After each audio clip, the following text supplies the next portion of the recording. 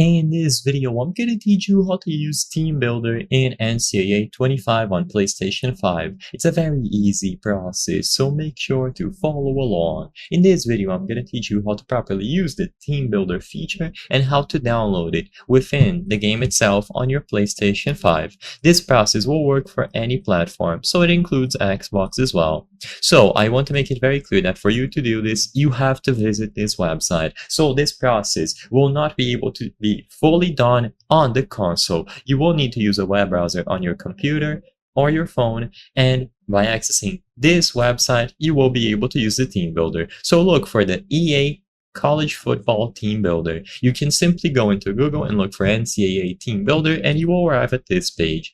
You will have to sign in with your EA account, or you can use your PlayStation Network account if it is connected, and all that you have to do now is click on Create.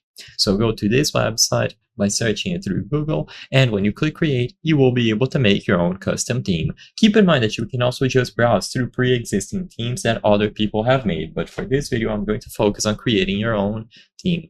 Now you will be able to customize everything. For a video of this nature, I will not be able to show you everything that is available for you to do, but you can change the team name, nickname, abbreviation, city, state. There are a lot of things to do here, so I recommend that you set aside some minutes or even up to an hour, and you will be able to customize it however you prefer. You can upload custom logos, choose from existing logos here, and everything will be reflected. After you are done setting all of this up, it will be available for you to download. So you can save it, as you can see over here.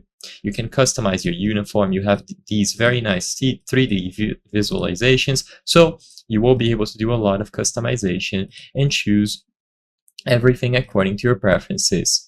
When you choose Save, the team logos will be generated and attributed to your account. Afterwards, you will have to publish them online, and when you go inside of the game, you have to access the download center. So go to Create and Share, as you can see at the top from the home screen, and then Download Center, where you can find everything that other people have created or the teams that you have made. As you can see, it takes a while to save, but once everything is good to go, you can submit this team. So you will have this review, and then all that you have to do now is click Submit. I won't send it for this video because this is a very basic template, but you should spend some time and make something that you actually want to use.